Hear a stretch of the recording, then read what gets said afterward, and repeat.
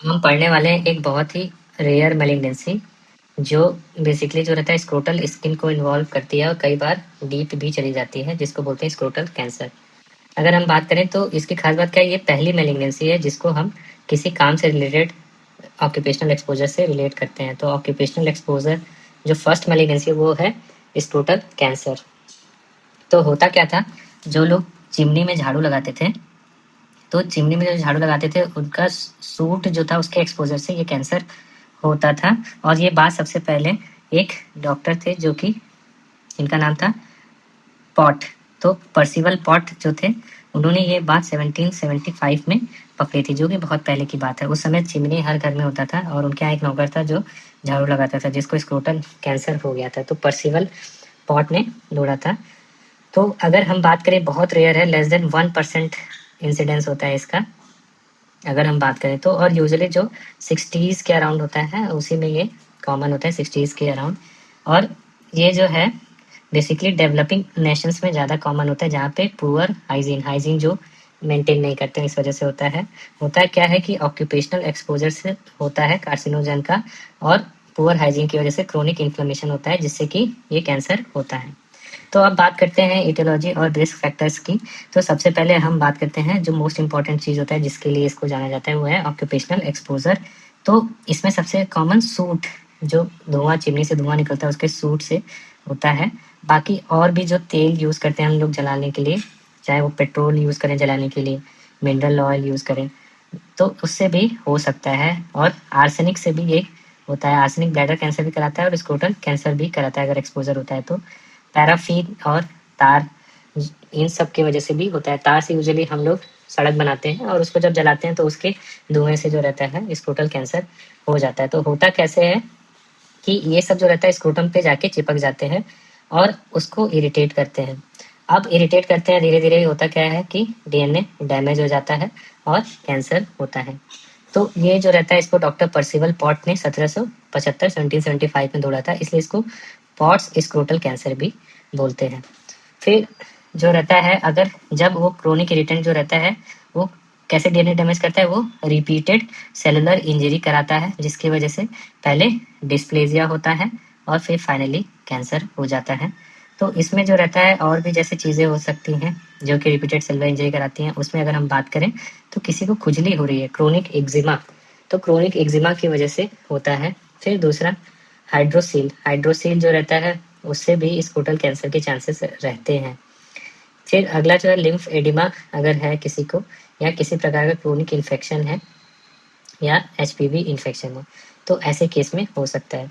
HPV में अगर हम बात करें स्पेशली 16 और 18 जो रहता है, जैसे पेनाइल कैंसर कॉज कराते हैं वैसे ही जो रहता है स्क्रोटल कैंसर का कॉज कराते हैं। बेसिकली P16 का ओवर एक्सप्रेशन होने लगता है, जस्ट लाइक पेनाइल कैंसर। तो इसमें भी जो मोस्ट कॉमन होगा स्क्वैमस सेल कार्सिनोमा ही होगा। फिर अगर हम बात करें तो हाइजीन बहुत इंपॉर्टेंट होता है, जस्ट लाइक पेनाइल कैंसर। ये भी पुअर हाइजीन और क्रोनिक स्मिग्मा इरिटेशन की वजह से होता है। और बेसिकली जो रहता है स्क्वैमस मेटाप्लेजिया होता है, जिसकी वजह से कैंसर हो जाता है। फिर रेडिएशन से भी स्क्रोटल कैंसर हो सकता है। रेडिएशन जो रहता है उसकी वजह से जो डीएनए रहता है वो टूटने लगता है, डीएनए के स्ट्रैंड्स टूट जाते हैं और उसकी वजह से कैंसर हो सकता है। फिर किसी को अगर लंबे समय से हाइड्रोसील है, बहुत ही क्रोनिक हाइड्रोसील है और लिम्फेडिमा है, तो उसमें जो रहता है प्रोलॉन्ग इरिटेशन की वजह से हो सकता है। और साथ में जो रहती है लोकल इम्यूनिटी भी कम हो जाती है। फिर कभी किसी ने स्क्रोटम पे लात मारी है, स्क्रोटल ट्रॉमा हो गया, या अल्सर है उस पर, किसी के बहुत बड़ा घाव है, इलाज ही नहीं करा रहे हैं, तो ऐसे में क्या होता है, जो परसिस्टेंट नॉन हीलिंग लीजन होता है उसका मैलिग्नेंट ट्रांसफॉर्मेशन हो सकता है। फिर एचआईवी के केसेस में और आफ्टर ट्रांसप्लांट जब हम इम्यूनो सप्रेसेंट लेते हैं, तो ऐसे केस में क्या होता है कि वायरल जो रहता है, वायरल ऑन्कोजेनेसिस की वजह से कैंसर हो सकता है, क्योंकि उस समय हमारा इम्यून सिस्टम बहुत सप्रेस रहता है और किसी भी तरीके से कैंसर से फाइट नहीं कर पाता है। तो इसकी शुरुआत कैसे होती है, अगर हम बात करें तो सबसे पहले जो रहता है डिस्प्लेजिया होता है। डिस्प्लेजिया से फिर सीआईएस होता है। सीआईएस पहले जो रहता है कार्सिनोमा इन सिटू, फिर धीरे धीरे वो इन्वेजिव कैंसर में चेंज हो जाता है, इन्वेजिव स्क्वैमस सेल कार्सिनोमा। तो ये बेसिकली डिस्प्लेजिया मेटाप्लेजिया जो पाथवे उस तरीके से होता है। पहला तो ये रहा। फिर अगर हम बात करें दूसरा जो रहता है एचपीवी से होता है।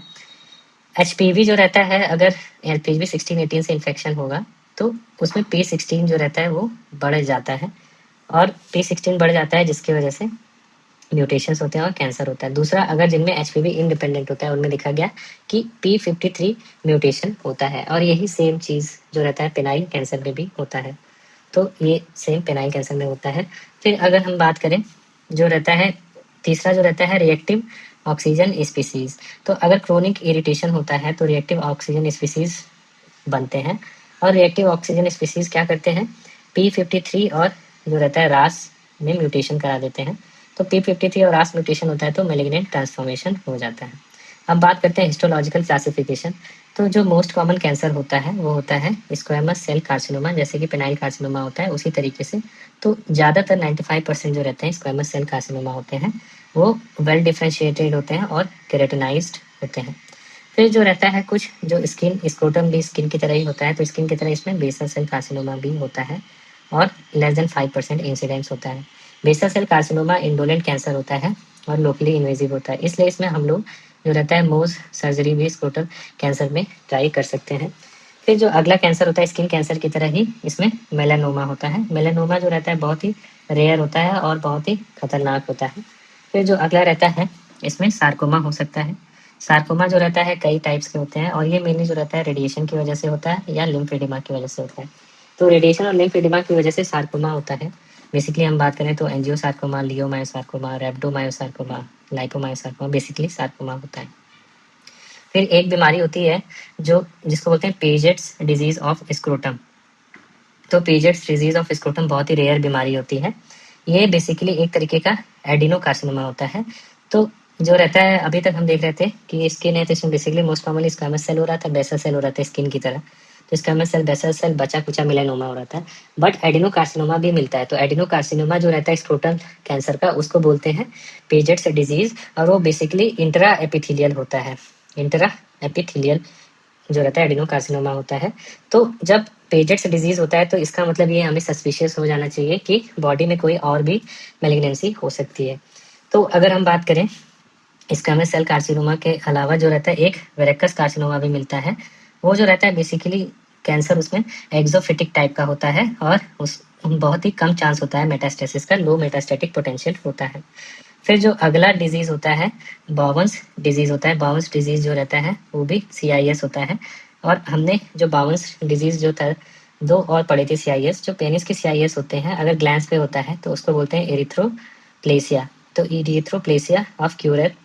तो ये जो रहता है पेनिस का जो रहता है CIS होता है, और अगर पेनिस के शेफ्ट पे होता है तो उसको बाउंस डिजीज बोलते हैं।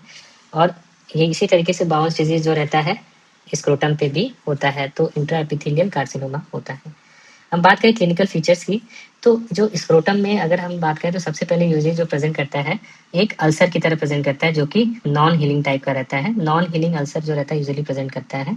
कई बार जो रहता है अगर वेरेकस कार्सिनोमा रहता है तो उसमें एक्सोफिटिक ग्रोथ भी मिल सकता है, और नोड्यूल के फॉर्म में भी प्रेजेंट कर सकता है। और कई बार जो लीजन रहता है उसमें फॉल स्मेलिंग या फंगेटिंग डिस्चार्ज भी होता है। जो डिस्चार्ज रहता है कई बार पानी निकलता है या पस भी निकल सकता है, और खून भी निकल सकता है। तो पस भी निकल सकता है, खून भी निकल सकता है, पानी भी निकल सकता है। और ज़्यादातर जो लीजन होता है, अगर हम इस लीजन की बात करें तो उसमें जो पेन होता है नहीं होता है, पेन लेस होता है। अगर उसमें किसी तरीके का इन्फेक्शन हो जाता है या अल्सरेशन हो जाता है तब उसमें पेन हो सकता है। फिर अगर हम बात करें तो इसमें जो रहता है इंग्वानल नोड, जो सबसे पास में नोड रहेंगे, इंग्वानल नोड जो रहता है वो इप्सिलेटरल इंग्वानल नोड इनलार्जमेंट मिल सकता है, और वो आइदर मेटास्टेसिस की वजह से मिलता है या इन्फ्लेमेशन की वजह से, जस्ट लाइक पेनिस। तो पेनिस में जैसे इंग्वानल लिम्फ नोड होता है वैसे इसमें भी इंग्वानल लिम्फ नोड होता है, और इसमें भी मेटास्टेसिस और इन्फ्लेमेशन की वजह से हो सकता है। एडवांस केसेस में जो रहता है ये स्पर्मेटिक कॉर्ड में जा सकता है, फिर उसके बाद पेरिनियम और एपिडिडाइमिस में जा सकता है। तो ये चीज़ रहता है। तो हम लोग इसका डायग्नोसिस कैसे करेंगे, तो क्लिनिकल एग्जामिनेशन बहुत ही इंपॉर्टेंट पार्ट होता है, क्योंकि लीजन जो रहता है मेनली काफ़ी जो रहता है वो डायग्नोस्टिक होता है, जस्ट लाइक पेनाइल कैंसर। तो इसमें यूजुअली हम लोग स्क्रोटम के दोनों साइड में अच्छे से एग्जामिन करेंगे चारों तरफ से, और उसमें हम लोग देखेंगे कि कहाँ तक एक्सटेंट है और अल्सरेशन है कि नहीं है। साथ में हमें इंग्वाइनल और फिमोरल लिम्फ नोड्स को भी पैल्पेट करना रहता है, और टेस्टिस को भी इवेलुएट करना रहता है to rule out secondary invasion. फिर ये तो हो गया क्लिनिकल एग्जामिनेशन। फिर इन्वेस्टिगेशन कैसे कराएंगे? अब हमने देखा कि हमें लीजन दिख रहा है, तो किसी भी लीजन को हम लोग क्या करते हैं, बायोप्सी करते हैं। तो इसमें हम लोग वेज एज बायोप्सी या पंच बायोप्सी कर सकते हैं। तो अगर हम बात करें तो इसमें जो रहता है हम लोग हिस्टोलॉजिकल कंफर्मेशन के लिए पंच या वेज बायोप्सी करते हैं, और ज़्यादातर 95% केसेस में हमें एससीसी पता चल जाता है। फिर जो रहता है लिम्फ नोड का, यहाँ पे हम लोग एफएनएसी करते हैं, ये ध्यान देने वाली बात है। यूजुअली हम लोग जो रहता है टेस्टिकुलर पेनाइल कैंसर जो रहता है उसमें भी हम लोग एफएनएसी करते हैं, बट अगर 4 सेंटीमीटर से कम होता है तो एफएनएसी करते हैं, उससे ज़्यादा होता है और अगर फिक्स्ड है तो ऐसे केस में directly inguinal lymph node dissection करते हैं। तो इसमें भी इंग्वाइनल लिम्फ नोड डिसेक्शन का कॉन्सेप्ट है, आगे देखेंगे। तो एफएनएसी करते हैं सिर्फ मेटास्टैटिक पोटेंशियल इन्वॉल्वमेंट जानने के लिए। फिर अगला जो रहता है इमेजिंग की बात कर लें, ये तो हिस्टो से हो गया। इमेजिंग की बात करें तो हम लोग अल्ट्रासाउंड करते हैं, जिससे कि हमें टी स्टेज के बारे में पता चलता है।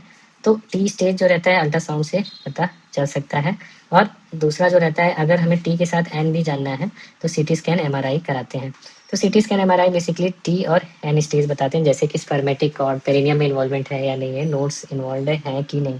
जबकि अगर हमें मेटास्टेसिस जानना है तो उसके लिए पेट स्कैन कराना पड़ता है, पेट सीटी कराते हैं। फिर हमें जो रहता है एचपीवी टाइपिंग भी कराना पड़ता है और P16 स्टेरिंग भी। ये जो दोनों चीज़ है अलग से क्यों करा रहे हैं, क्योंकि ये जो दोनों होते हैं प्रोग्नोस्टिक होते हैं।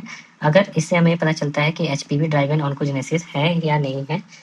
फिर अगर हम बात करें लिम्फेटिक ड्रेनेज की, तो जो स्क्रोटल स्किन होती है उसमें अगर हम सुपरफिशियल जो स्क्रोटल स्किन है उसकी बात करें तो वो सुपरफिशियल इंग्वाइनल लिम्फ नोड में जाती है। सिंपल सा कॉन्सेप्ट है, superficial skin superficial inguinal lymph node में, और जो डीप लेयर होगी वो डीप इंग्वाइनल लिम्फ नोड में जाती है, और इतना डीप जाती है कि वो डीप इंग्वाइनल से फिर एक्सटर्नल इलेट में चली जाती है।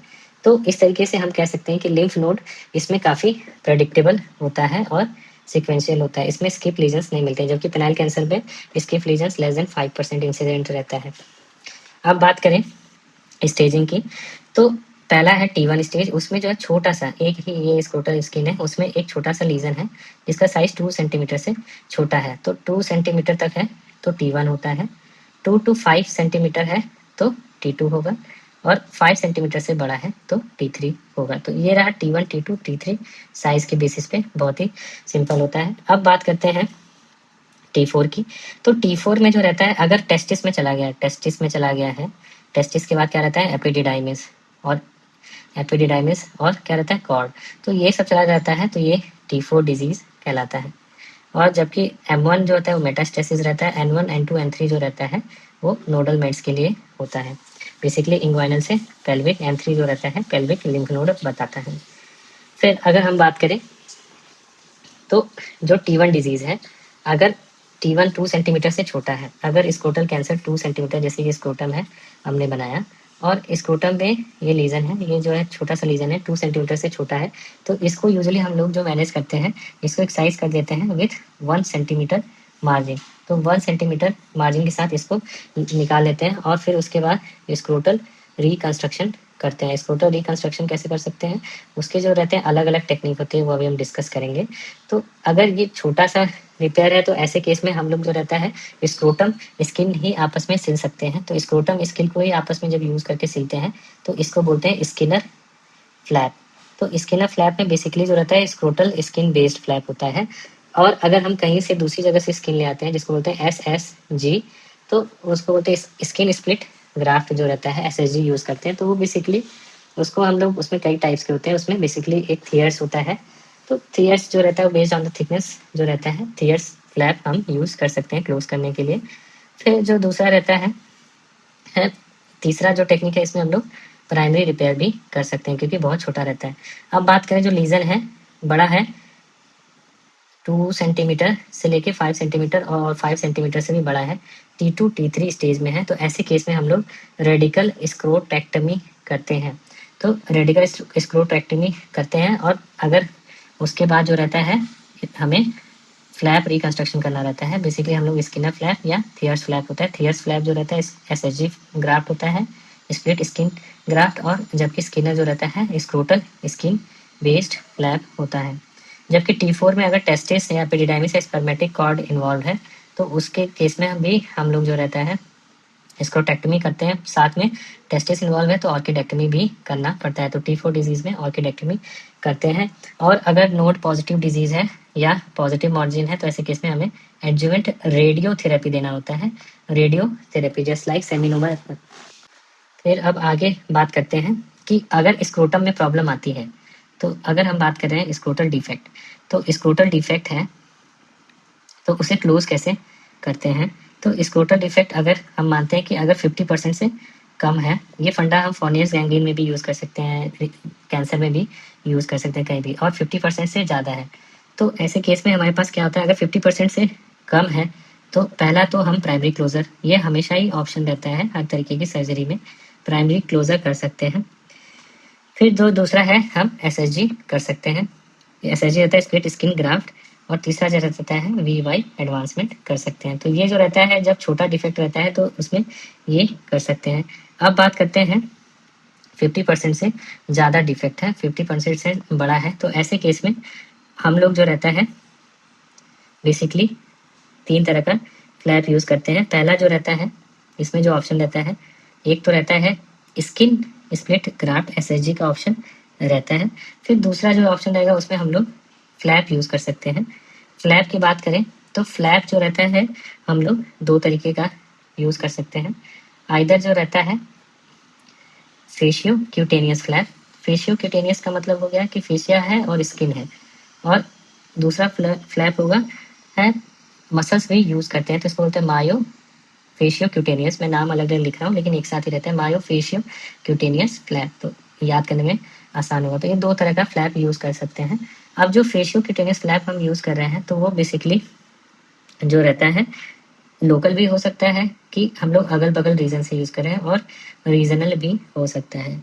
तो जो लोकल फ्लैप हम लोग यूज़ करते हैं उसमें हम लोग जो रहता है नियर बाय नेम्ड फ्लैप होता है, जैसे कि सिंगापुर फ्लैप होता है, फिर लोटस पेटल फ्लैप। तो ये सब जो रहता है, एक तो सिंगापुर फ्लैप, दूसरा लोटस कमल का जो पंखुड़ी होता है लोटस पेटल फ्लैप, तीसरा जो रहता है हम लोग बगल से यूज़ करें तो पुडेंडल थाई फ्लैप यूज़ करते हैं, और चौथा रहता है ग्रोइंग फ्लैप। तो इस तरीके का फ्लैप यूज़ कर सकते हैं स्क्रोटल रिकंस्ट्रक्शन में।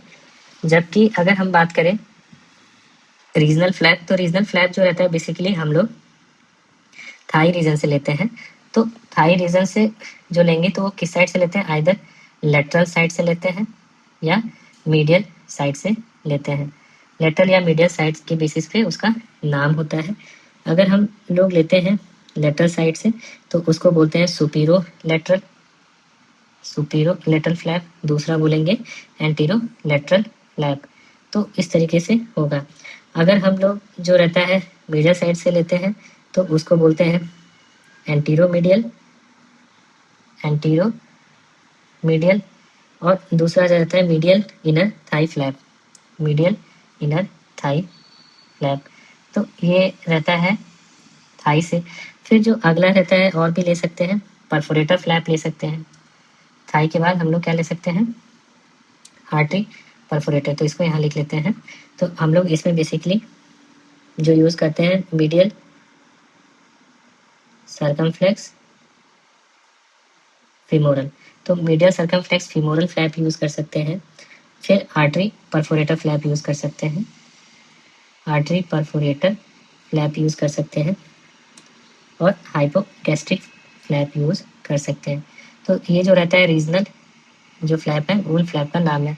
फिर अब बात करें मायोक्यूटेनियस या मायोफेशियोक्यूटेनियस, तो उसमें जो रहता है बेसिकली हम जो रहता है ग्रेसिलिस फ्लैप यूज़ करते हैं, ग्रेसिलिस जो मोस्ट कॉमनली यूज़ होता है। फिर जो बगल में मसल्स होती है, पहला कौन सी मसल होगी, एडेक्टर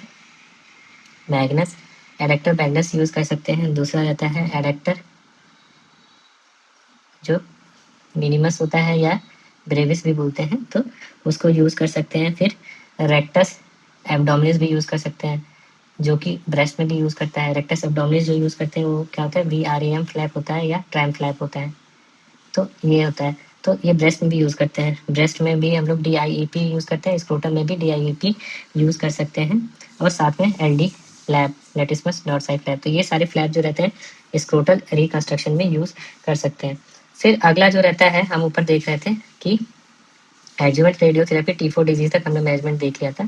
फिर जो अगला देख रहे थे मोज माइक्रो सर्जरी, तो ये स्किन कैंसर है। तो मोज माइक्रोग्राफिक सर्जरी जो रहता है, अगर बहुत ही छोटा लिमिटेड लीजन है और वेल डिफरेंशिएटेड है, तो ऐसे केसेस में मोव माइक्रोग्राफिक सर्जरी कर सकते हैं, या ब्रैकी थेरेपी भी कर सकते हैं। जो ब्रैकी थेरेपी के लिए एजेंट यूज़ करते हैं वो इरिडियम 192 यूज़ कर सकते हैं। तो ये जो लिमिटेड लीजन्स के लिए होता है। अब लिम्फ नोड कैसे मैनेज करते हैं, तो हम लोग लिम्फ नोड मैनेज के लिए उसको जो रहता है 3 ग्रुप में डिवाइड करते हैं। पहला होता है लो रिस्क, दूसरा होता है इंटरमीडिएट रिस्क, तीसरा होता है हाई रिस्क। तो अगर T1 डिजीज तक है, तो T1 डिजीज तक हम लोग जो रहता है ऑब्जर्वेशन कर सकते हैं या सेंटिनल लिम्फ नोड बायोप्सी कर सकते हैं। तो ये T1 डिजीज तक है। उसके बाद जो रहता है, बेसिकली हम बात करें तो T1B या T2 की बात करें, तो उसमें हम लोग सेंटिनल लिम्फ नोड बायोप्सी या ILND भी कर सकते हैं, दोनों ऑप्शन रहते हैं। जबकि हाई रिस्क केसेस में T2 के बियॉन्ड, T2 है लिम्फोमस का इन्वेजन है, पुअर डिफरेंशिएशन है, तो ऐसे केस में बाइलेटरल ILND करते हैं और पेल्विक डिसेक्शन भी कर सकते हैं। तो ये सारी चीज़ें जो है पेनाइल कैंसर की तरह ही है। इंटरमीडिएट रिस्क जो रहेगा, मॉडरेट डिफरेंशिएशन रहता है, वो इंटरमीडिएट रिस्क में आता है। फिर अब बात करें टेक्निक की, तो टेक्निक कैसे करेंगे, तो अगर N0 डिजीज है, अगर N0 डिजीज है, तो ऐसे केस में हम लोग जो रहता है सुपरफिशियल इंग्वानल लिम्फ नोड डिसेक्शन करते हैं, और वो भी कैटलोना मॉडिफिकेशन वाला। तो मॉडिफाइड कैटलोना करते हैं सुपरफिशियल इंग्वानल लिम्फ नोड डिजीज में।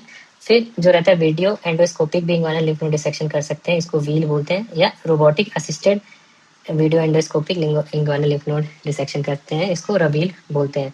जबकि अगर फिक्स्ड नोड है या बल्की नोड है, तो पेनाइल कैंसर में हम लोग टिप यूज़ करते थे, यहाँ भी हम लोग टिप रेजिम यूज़ कर सकते हैं। टिप में टी क्या होता है, टैक्सेन होता है, I is ifosfamide, and P is the cisplatin. तो ये बेसिकली ये यूज़ करते हैं, और उसके बाद ILND करते हैं, तो जिससे सर्जरी आसान हो जाती है। अब बात करते हैं कीमोथेरेपी की, तो हम लोग कीमोथेरेपी किस में देंगे, तो अगर हम बात करें कीमोथेरेपी, तो अगर बल्की नोड है, फिक्स्ड नोड है, या मेटास्टैटिक नोड है, तो ऐसे केस में कीमोथेरेपी यूज़ करना रहता है, या डिजीज़ दोबारा हो रही है, रिकरेंट है तो इसमें कीमोथेरेपी के लिए मेनली हम लोग टिप जो रहता है यूज़ करते हैं। तो पेनिस में भी टिप यूज़ करते हैं, और स्क्रोटम में भी टिप यूज़ करते हैं, और टेस्टिस में जो रहता है सेकेंड लाइन थेरेपी होता है टिप। तो टिप में जो रहता है टी जो रहता है वो टैक्सेन होता है, और टैक्सेन में पैक्ली टैक्सेल आता है। तो अगर हम बात करें टी क्या है, पैक्ली टैक्सेल। फिर उसके बाद जो अगला ड्रग है वो है आई से आई फॉस्फामाइड, और पी से प्लेटिनसिस प्लेटिन होता है।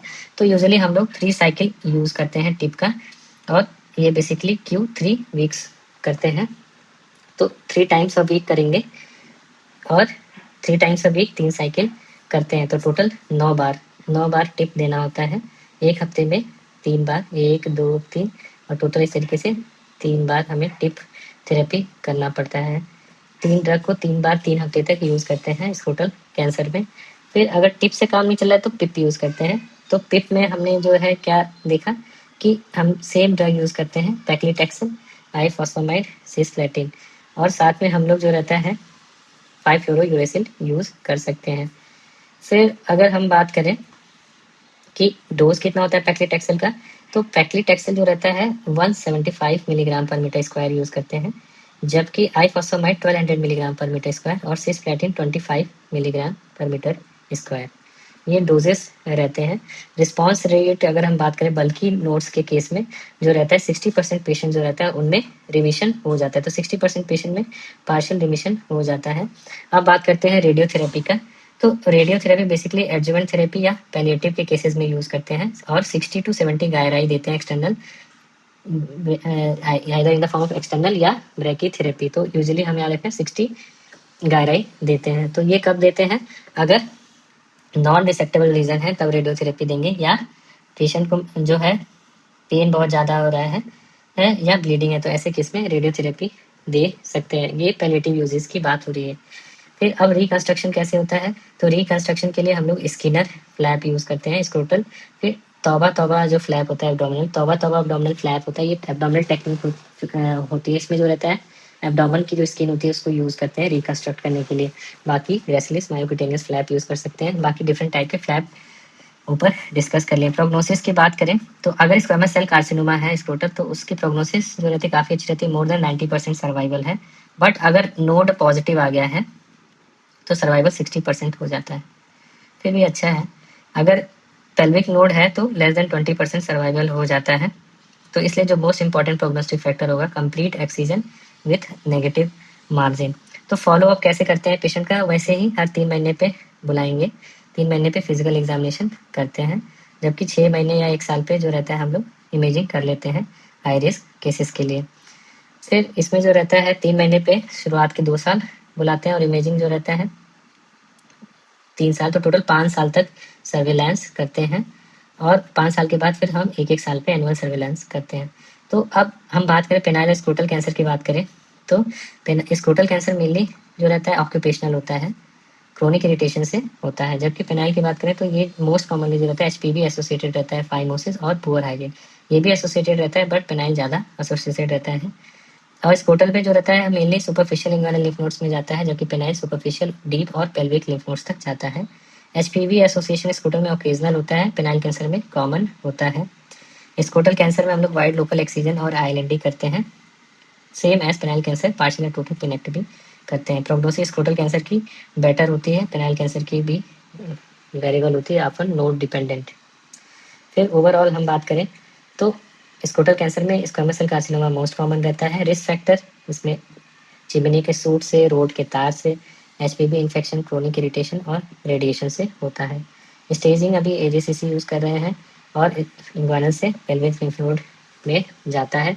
सर्जरी सेम पेनाइल कैंसर की तरह वाइड लोकल एक्सीजन प्लस आईएलएनडी करते हैं और कीमो के लिए टिप यूज़ करते हैं। रेडिएशन का रोल पैलिएटिव ज़्यादा होता है, एडजुवेंट भी यूज़ कर सकते हैं। और फॉलोअप के लिए हम लोग रिस्क बेस्ड सर्विलांस करते हैं। प्रोग्नोसिस एक्सीलेंट होता है अगर नोन नेगेटिव डिजीज़ है तो।